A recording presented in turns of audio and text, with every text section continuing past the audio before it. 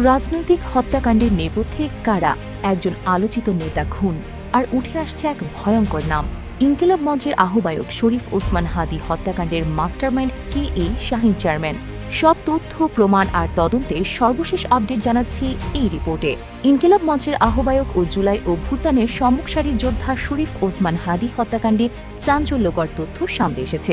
গোয়েন্দা সংস্থার তথ্য অনুযায়ী এই হত্যাকাণ্ডের মাস্টারমাইন্ড হিসেবে উঠে এসেছে ঢাকার কেরানীগঞ্জ উপজেলার সাবেক চেয়ারম্যান শাহীন আহমেদ ওরফে শাহীন চেয়ারম্যানের নাম।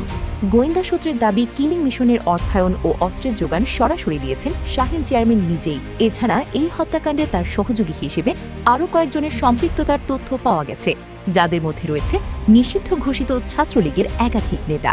সূত্র জানায়, হত্যাকাণ্ডের পর ঘাতকদের ঢাকা থেকে সীমান্ত পর্যন্ত পালিয়ে যেতে সহায়তা করেন গোপালগঞ্জ জেলা ছাত্রলীগের সাবেক সভাপতি আব্দুল হামিদ। পুলিশ এখনও তাকে গ্রেফতারের চেষ্টা চালিয়ে যাচ্ছে। জুলাই বিপ্লবে শরীফ ওসমান হাদির সক্রিয় ভূমিকা ও ৫ আগস্টের পর তার ধারাবাহিক বক্তব্যে ফ্যাসিস্ট আওয়ামী লীগ চরম ক্ষুব্ধ হয়ে ওঠে। গোয়েন্দা তথ্য অনুযায়ী আওয়ামী লীগের হিট লিস্টে প্রথম টার্গেট ছিলেন হাদি। কে এই শাহীন চেয়ারম্যান? তিনি দীর্ঘদিন দক্ষিণ কেরানীগঞ্জ থানা আওয়ামী লীগের সভাপতি ছিলেন। তবে স্থানীয়দের কাছে তিনি বেশি পরিচিত ছিলেন মাফিয়া ডন ও অস্ত্রধারী সন্ত্রাসী হিসেবে। শেখ হাসিনার আমলে তিনি ছিলেন সাবেক বিদ্যুৎ প্রতিমন্ত্রী নসরুল হামিদ বিপুর ঘনিষ্ঠ সহযোগী।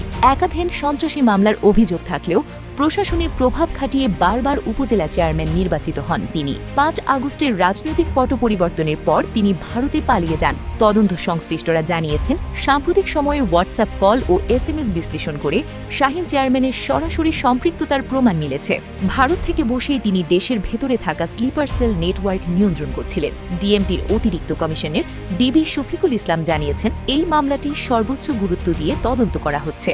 খুব শীঘ্রই মাস্টারমাইন্ড সহ সবাইকে আইনের আওতায় আনা হবে।